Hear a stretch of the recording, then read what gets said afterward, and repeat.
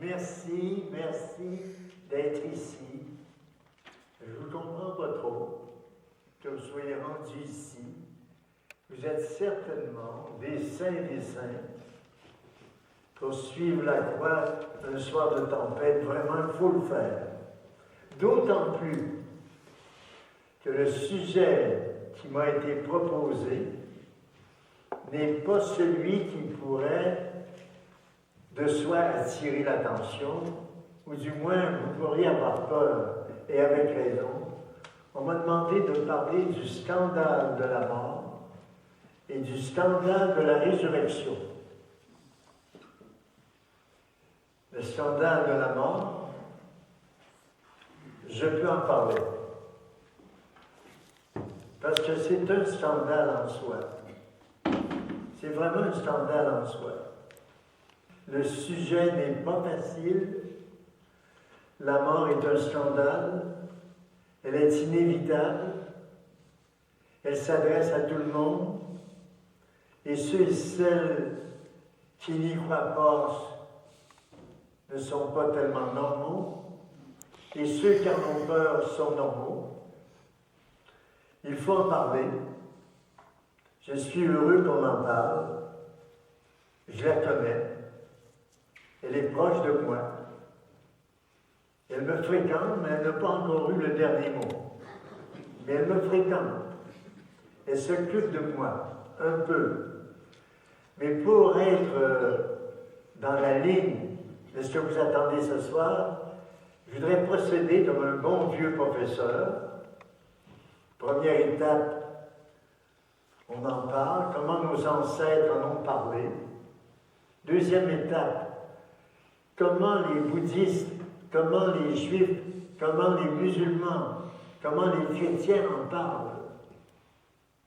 Parce qu'on est entré dans un univers où nous allons rencontrer les autres, la mort des autres, la manière de la pensée que les autres ont développée à leur façon.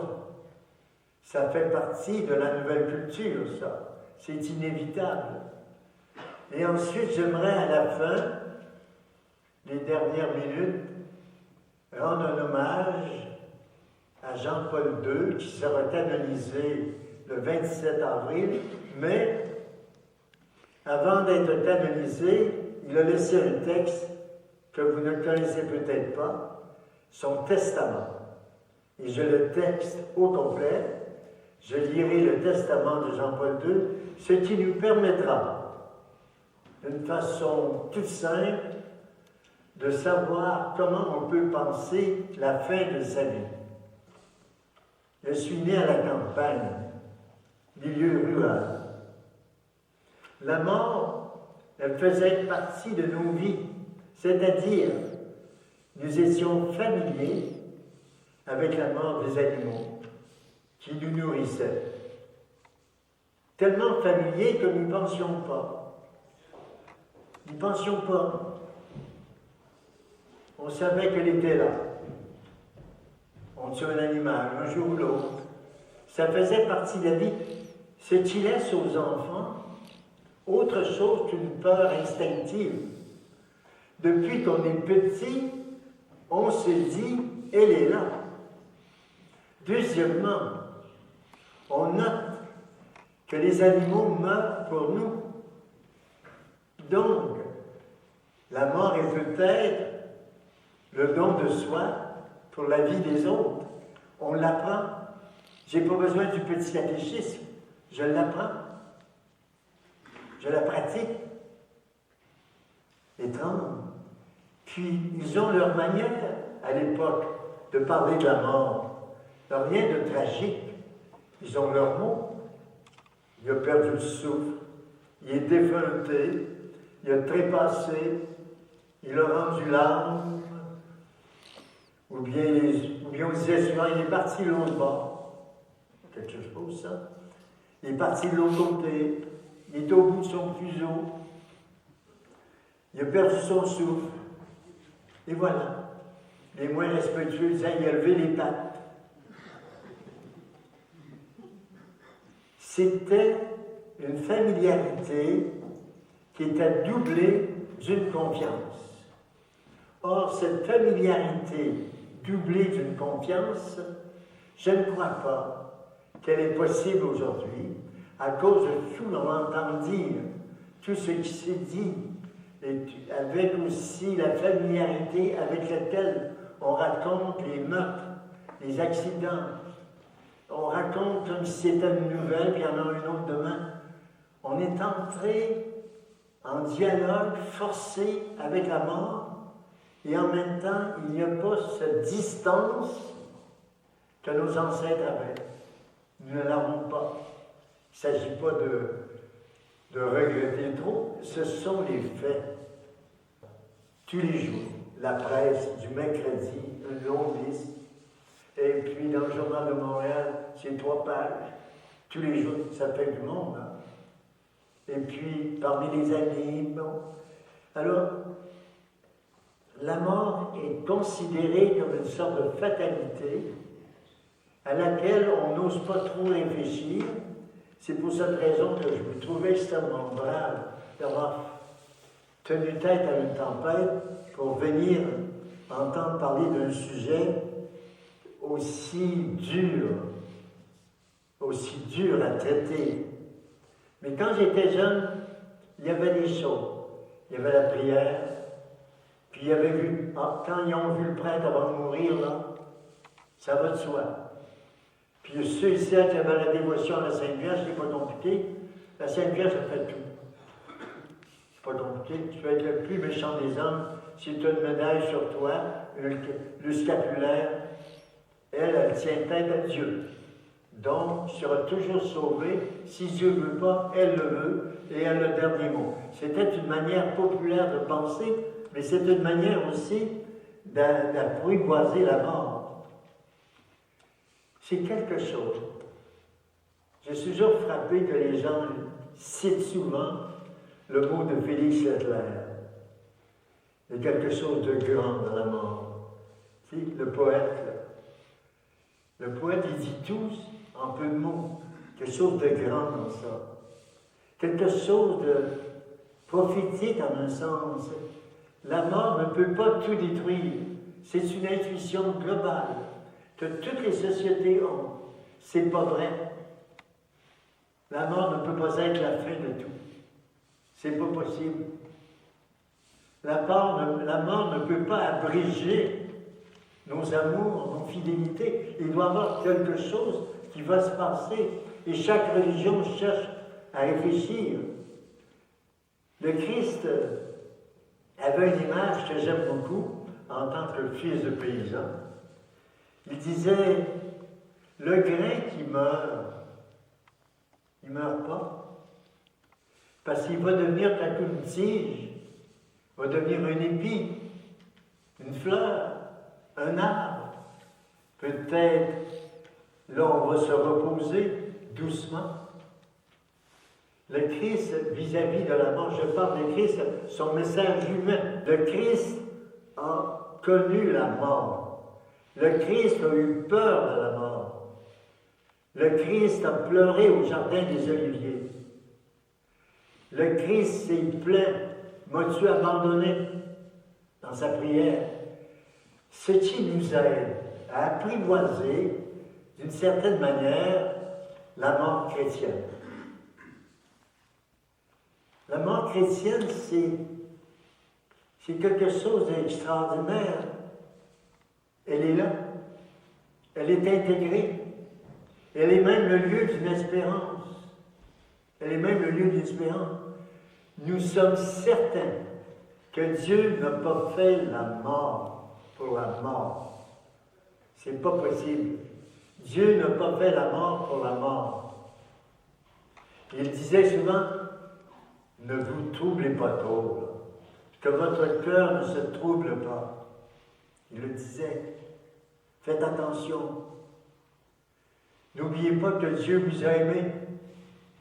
Et que si vous avez la vie, c'est qu'il tient à vous. Et s'il tient à vous, ce n'est pas des péchés qui vont l'empêcher de tenir à vous. Dieu n'est pas intéressé par le mal. Ce qui l'intéresse, c'est le bien.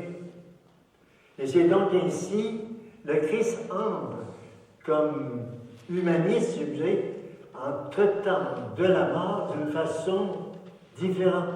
Ne vous troublez pas, c'est un fait. C'est une loi de la nature. On ne peut pas vivre toujours parce qu'on est bâti de chair et ensuite d'eau, de sang. On est vraiment bâti à même l'univers. Ça ne peut pas durer. On y reviendra sur la question du corps et de l'esprit. Mais pour le moment, ce soir, au tout début de cette méditation-là, il s'agit de la regarder bien en face. Ce qu'elle est. J'ai accompagné beaucoup de gens à la mort, et de toutes sortes, et dans toutes les circonstances.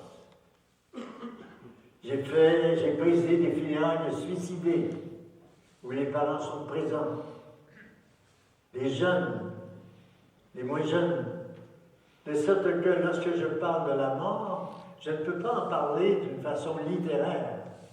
J'ai des images extraordinaires même, des images que j'ai vécues. Et le désespoir, le plus souvent, 95% des cas, n'est pas chez celui ou celle qui s'en va, ce sont chez les personnes qui vont demeurer là. Celui qui s'en va semble pouvoir, en un sens, apprivoiser quelque chose de difficile. On n'est pas fait pour la facilité. On est fait pour la lutte pour l'existence. Et la mort ne peut pas être un échec. Elle ne peut pas être un échec parce que on considère que l'après-mort aussi, nous y reviendrons, conduit toujours à de meilleurs sentiments. Qu'un deuil, quelquefois, nous entraîne à aimer quelqu'un beaucoup mieux que lorsqu'il était en vie. Étrange. Chacune, pensez au deuil que vous avez subi. Pensez aux personnes que vous avez aimées et qui ne sont plus là. Je suis certain que dans la plupart des cas, il y a quelque chose de nouveau qui est né en vous, de nouveaux sentiments, de nouvelles manières, j'oserais dire, de penser, de réfléchir sur cet événement difficile. On disait autrefois, je me souviens autrefois, on disait, il y a deux, je reprends, le soleil et la mort ne sont pas capables de se regarder. Ils ne sont pas capables. Et tu ne peux pas regarder le soleil sans fermer les yeux. Tu ne peux pas regarder la mort sans fermer un peu ton esprit et te donner quelque chose qu'on appelle une vision probablement de foi. Ça peut être une vision humaniste. Il y a des gens, j'ai accompagné des gens qui n'avaient pas de religion et qui sont morts d'une certaine manière, avec une certaine espérance, dans un certain flou, mais ce n'était pas quelque chose de négatif. C'est cette puissance qu'elle a elle-même. Cette puissance intérieure à elle-même. Elle est don de la vie. En même temps, elle est expression de la vie. Je pense toujours à Thérèse de l'Enfant Jésus qui disait « Je ne meurs pas. La vie continue. » C'est le message chrétien. Mais ce soir, je veux qu'on voit très vaste, qu'on s'occupe des autres qui n'ont pas nos croyances, pour qu'on puisse quelquefois parler à des enfants de la mort sans qu'ils soient blessés, en leur disant comment chaque personne est limitée dans son existence. Personne ne s'est donné lui-même l'existence. Nous avons reçu chacune la vie. Nous l'avons reçu. Nous avons reçu le temps, chacune. Et la mesure du temps, ce n'est pas moi qui l'accomplit. Le temps fait son chemin. Quelquefois, le temps prend son temps. Quelquefois, le temps est très, très rapide. Et c'est dans cette situation où l'être humain, dans toutes les littératures que l'on connaît, les littératures asiatiques comme les littératures occidentales, vous avez le même réflexe. C'est quelque chose qu'il faut intégrer. C'est un fait inévitable. Même si tu niais, même si tu nies tout, elle est là. Ce n'est pas avec des raisonnements que tu vas l'empêcher d'exister. Et c'est autrement que tu dois penser que par ta propre pensée toi-même. Tu ne t'es pas donné la vie, tu ne te donnes pas le temps. Tu reçois la vie, tu reçois le temps. Tu reçois la vie, tu dois recevoir la mort comme étant quelque chose qui doit être relié à la vie. Et ça, c'est tout le message chrétien. Je vais tout à l'heure comparer les messages des autres. C'est très intéressant, le message des autres. Je vais les comparer. Le message chrétien, c'est violent. C'est quelqu'un qui est sûr de lui, qui va vous dire, qui croit en moi, même s'il meurt, aura la vie. C'est difficile de l'accepter humainement, mais dès qu'on entre dans l'univers d'une croyance, et quand on sait que celui qui a dit ça, c'est Jésus de Nazareth, et que Jésus de Nazareth avait prévu sa mort, il l'avait annoncé, il a eu peur, je le répète, il ne l'aimait pas, puis il était capable de dire, je suis la lumière. Je ne suis pas les ténèbres, je suis la lumière. Et qui marche dans la lumière, bien, sera dans la lumière. Ne connaîtra pas les ténèbres. Nous sommes dans un univers très, très spécial. L'univers des religions, dont je vais parler dans un instant. Un univers très, très spécial. Un univers qui blesse, inquiète tout le monde. Grâce à mon âge, grâce à une certaine expérience, j'ai pu parler de ce sujet avec des bouddhistes, avec des shintoïstes, avec aussi des musulmans, des juifs, les chrétiens, nous. Il faut se situer. C'est un événement difficile que nous devons le regarder en face, même si on ne veut pas le regarder en face. Je sais qu'on ne peut pas regarder le soleil en face, mais il faut se le mettre là. Mais non pas pour le subir, mais pour le réfléchir. Pendant qu'on est vivant, qu'on a encore, j'osais dire, la chance de réfléchir et de pouvoir méditer sur cet événement-là, il faut le regarder vraiment en face. Ce soir, c'est l'univers de la recherche de sens, l'univers de la pensée. Pas la pensée qui veut s'inquiéter, la pensée qui veut se développer, la pensée qui a confiance dans ce pouvoir qu'elle a, le pouvoir de la pensée, comme le pouvoir d'aimer. Ce sont des pouvoirs et vous les avez. Et nous introduisons la mort à l'intérieur de ce pouvoir-là. Humainement, il faut des raisons humaines pour accepter la mort. Le soldat qui s'en va donner sa vie, il y a une raison humaine pour aller donner sa vie. Il le fait pour la patrie. Le martyr qui accepte de mourir, il accepte une raison de vivre. Nos raisons de vivre, c'est peut-être les mêmes que nos raisons de mourir. J'ai rencontré souvent des moments, des cas extraordinaires, de moments tout à coup qui sont malades et qui tout à coup se voient dans la situation très particulière d'une vie qui va être brisée avec des enfants qui, eux, commencent leur vie. La seule façon pour le moment d'entrer dans cet univers de la mort, qu'elle ne peut pas éviter, le médecin lui a dit, c'est certain, c'est dans le don de soi. Et c'est grandiose. Je me rappelle toujours de Louise. Je ne l'avais pas connue. Elle est incroyable. Elle est brillante. Elle est belle. Elle a 50 ans. Cancer du sein. Et puis, la finale est certaine. Elle ne veut pas voir personne, tellement elle est brisée.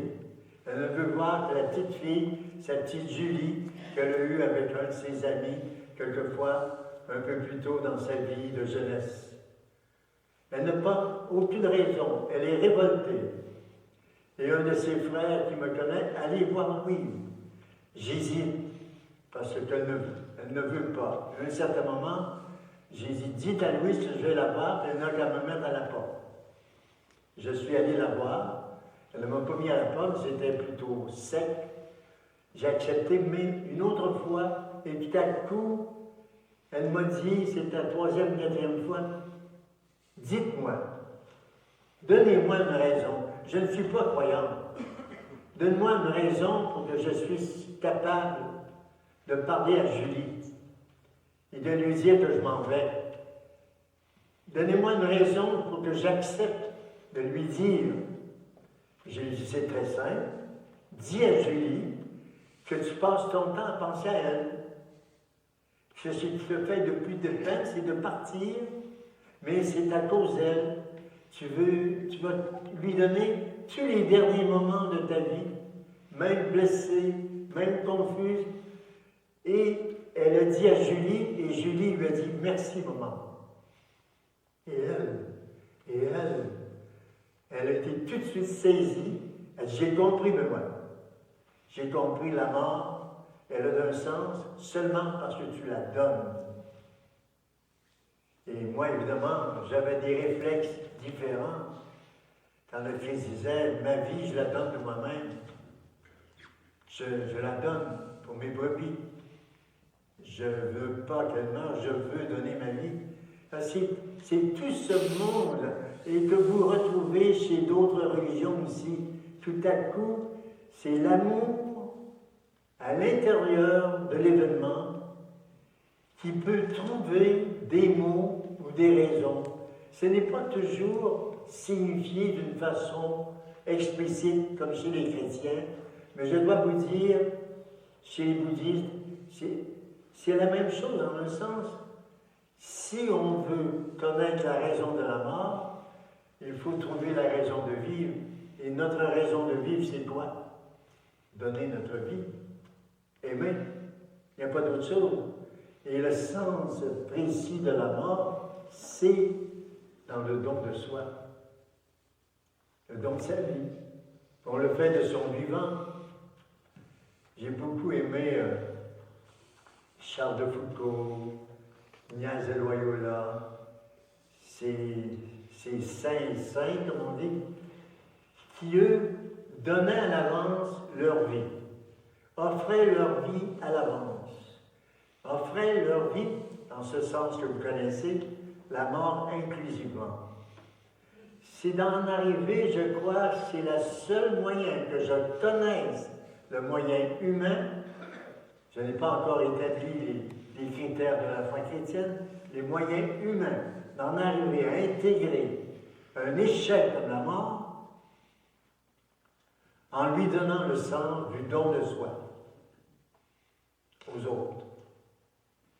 C'est beau, ça fait accompagner du moment que 3 enfants et qui va partir et qui dit aux enfants, continuez à m'aimer. Moi, je vais continuer à vous aimer. C'est beau, parce que dans cette phrase-là, j'ai retrouvé le don de soi au maximum. Continuez. J'ai donné ma vie à vous. Continuez à aimer, à donner votre vie, comme moi je vous l'ai donné. Tout ça, c'est beau. Mais on n'est pas tout seul au monde, hein? Vous savez ça? On n'est vraiment pas tout seul. Il y a les autres. Et de plus en plus, l'immigration va nous rapprocher ou nous distancer des autres. Il y a un nouveau phénomène dans la région où nous sommes, où vous êtes. Laval, Montréal, ça va ensemble. C'est la rencontre des autres, la religion des autres, la pensée des autres. C'est enrichissant et ce n'est pas si troublant que vous pensez. Je vais vous parler, par exemple, comment les Juifs sont tout près de nous, comment les musulmans sont près de nous.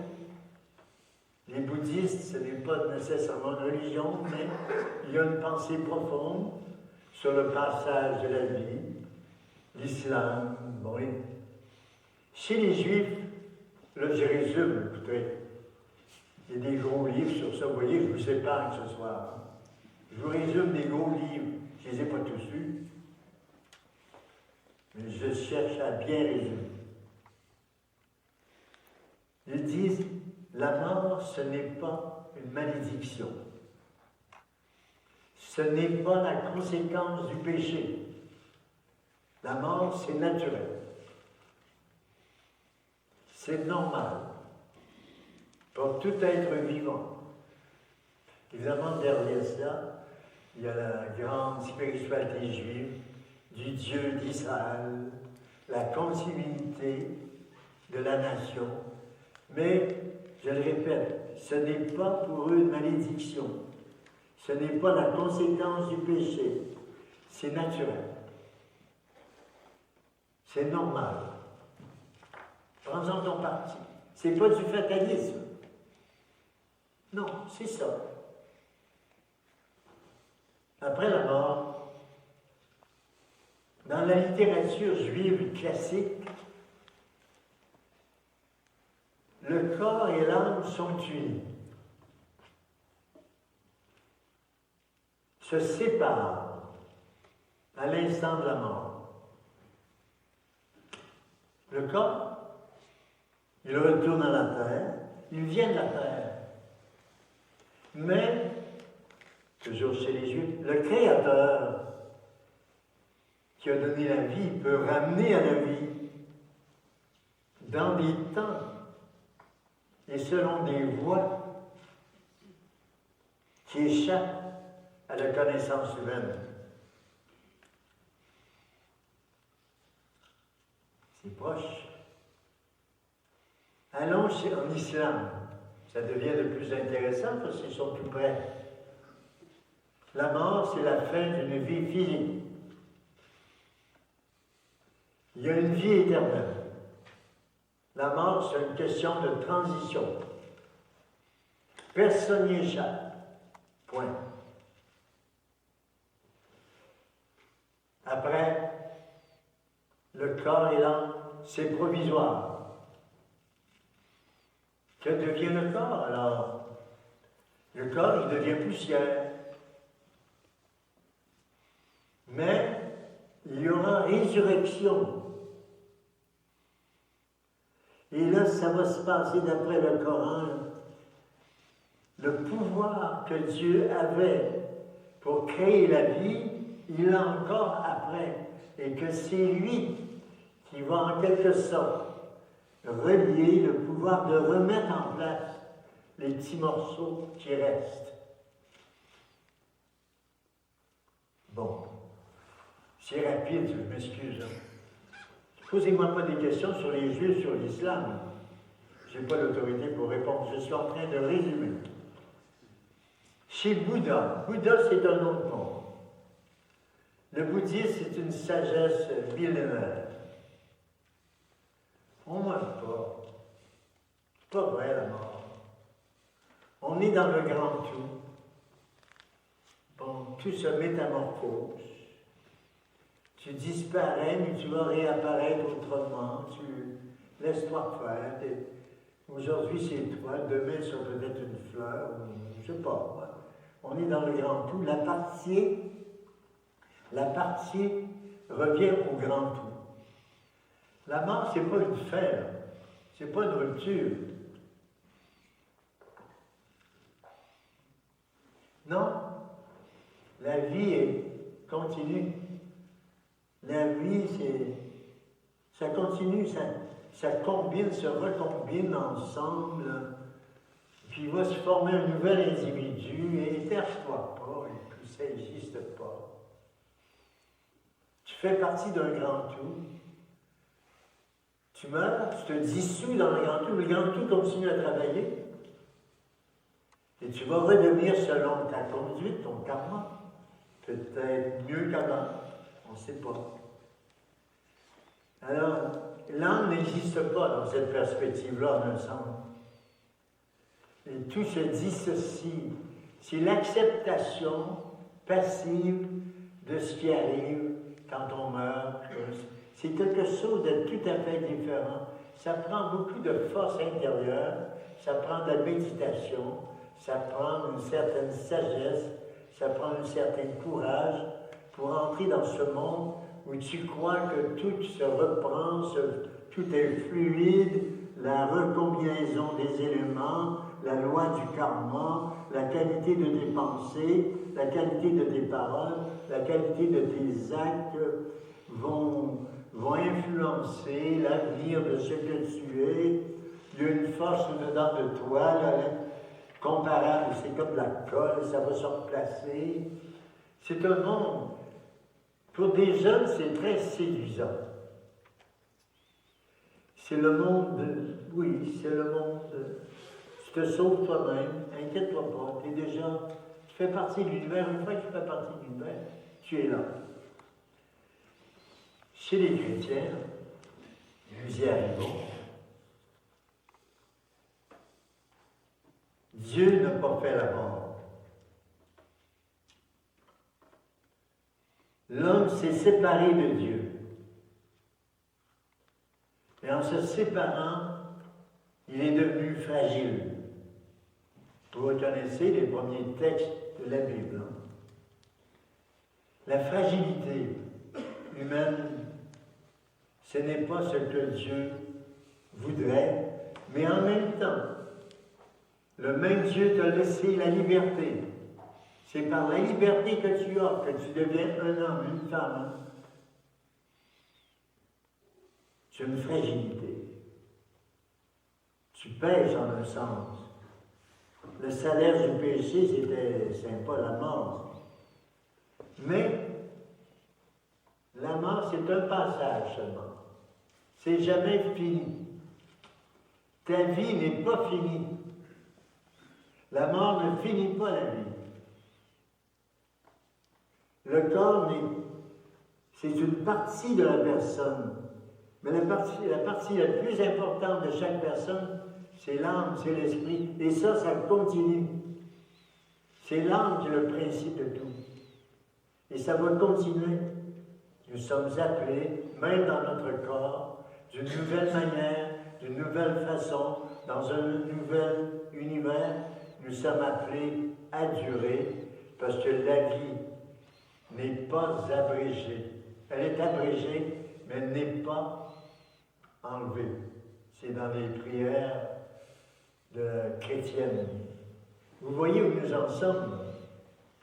C'est quelque chose.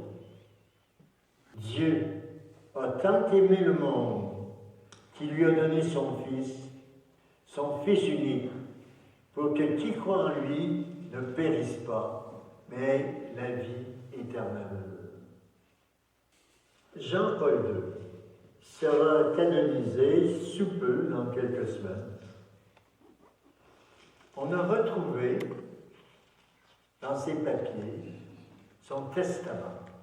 Et ça vaut la peine que nous terminions doucement notre rencontre autour de cela. Ça vaut la peine. Parce qu'il y a eu peur.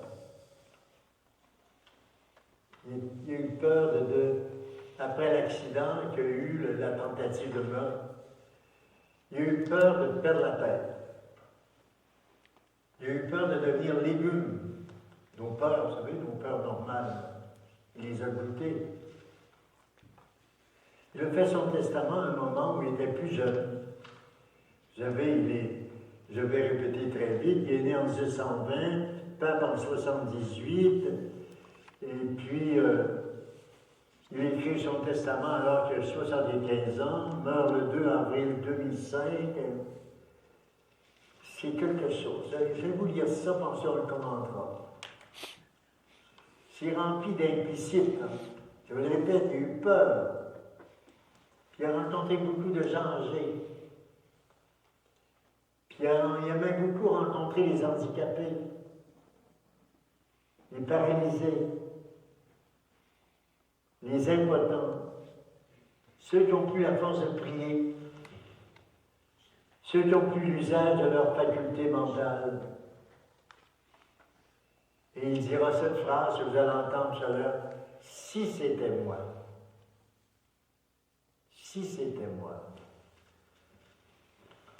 18 mai 1985, 75 ans. Seigneur, voilà plus de 65 ans que tu m'as fait le don inestimable de la vie. Depuis ma naissance, tu n'as cessé de me combler de tes grâces, de ton amour infini. Au cours de ces années, se sont entremêlées de grandes joies, des épreuves, des succès, des échecs, des revers de santé, des deuils, comme cela arrive à tout le monde. Avec ta grâce et ton secours, j'ai pu triompher de ces obstacles et avancer vers toi. Aujourd'hui, je me sens riche dans mon expérience et de la grande consolation d'avoir été l'objet de ton amour. Mon âme te chante sa reconnaissance. Mais, je rencontre quotidiennement dans mon entourage des personnes âgées que tu éprouves fortement. Elles sont paralysées, handicapées, impotentes et souvent n'ont plus la force de te prier. D'autres ont perdu l'usage de leur faculté mentale et ne peuvent plus t'atteindre à travers leur monde irréel. Je vois agir ces gens et je me dis, si c'était moi. Seigneur, aujourd'hui même, tandis que je jouis de la possession de toutes mes facultés motrices et mentales, je t'offre à l'avance mon acceptation à ta sainte volonté. Et dès maintenant, je veux que si l'une ou l'autre de ces épreuves m'arrivait, qu'elle puisse servir à ta gloire et au salut des âmes. Dès maintenant, je te demande de soutenir de ta grâce les personnes qui auraient la tâche ingrate de venir en aide.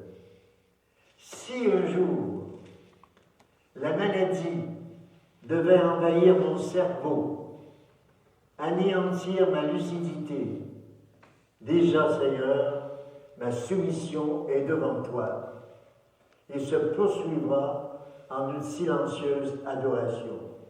Si un jour, un état d'inconscience prolongé devait me terrasser, je veux que chacune de ces heures que j'aurai à vivre soit une suite ininterrompue d'actions de grâce et que mon dernier soupir soit aussi un soupir d'amour. Mon âme, guidée à cet instant par le main de Marie, se présentera devant toi pour chanter tes louanges éternellement. C'est grandiose. Et c'est la réponse de ce que nous disions tout à l'heure. Accepter la situation, accepter ce qui nous arrive, et enfin savoir que toute souffrance, que toute limite de notre existence même involontaire, peut avoir du sens dans la mesure où justement je l'offre aux autres. Et ici, c'est à Dieu. Comme Louise vous avait parlé tout à l'heure, c'est en offrant son cancer à sa fille Julie qu'elle a découvert le sens de sa vie et le sens aussi de son cancer. C'est du mystère tout cela, mais comme je disais au tout début, en remarquant ce que les paysans faisaient, ils sont habitués à la mort parce qu'ils sont habitués à voir les animaux qui donnaient leur vie pour nourrir la famille ou nourrir la terre qu'ils devaient ensemencer. C'est tout ce monde-là. La mort, si on veut l'accepter, on ne peut pas la regarder seulement en face de soi. Il faut aussitôt la regarder ailleurs. On n'a pas le soleil pour nous faire mal. Lui donner tout de suite, intérieurement, un sens en vous disant, moi je vis pour telle personne, ou je vis pour telle cause, je vis pour telle situation. Et ça, vous avez la recette de plusieurs vocations de gens très âgés qui n'ont plus de force, qui sont seuls en appartement ou encore en résidence forcée et qui ont trouvé à l'intérieur d'eux-mêmes cette idée que de donner sa vie, donner sa pensée, donner sa prière, puisque nous sommes dans une église, ça a un sens extraordinaire que nous ne pouvons pas trouver ailleurs, que nous ne pouvons pas trouver dans d'autres traditions. C'est cette spécificité, je crois, de notre religion, ça vient du Christ. Je crois que tout ce que je vous ai dit là, ça vient de Jésus. C'est un Jésus humain. Jésus qui cherche à se fixer. Jésus qui vient donner sa vie. Je veux donner ma vie, pour qu'ils aient la lumière et qu'ils ne marchent pas dans les ténèbres. Celui qui a plus de bonheur à donner qu'à recevoir. Il n'y a pas de plus grand amour que de donner sa vie. Et ça s'adresse à chacun et à chacune. Et donnez-la tout de suite. Et donnez votre mort aussi. Parce que dans un contexte spirituel, les pensées, les mérites, les dons s'échangent. Personne n'est inutile. Il y a des énergies dans ce que vous pensez. Il y a des énergies déjà dans votre vie si vous êtes malade. Il y a quelque chose qui est à vous, qui n'est pas ailleurs. Et c'est ce mélange d'énergie, du don de soi, qui fait l'humanité un peu plus grande que celle apparaît lorsque nous regardons trop en face. C'est un monde. Donc ce soir, nous parlions du scandale de la mort. Ça reste un scandale, mais il y a quand même cette idée à ne pas manquer. Rien ne remplace le don de soi.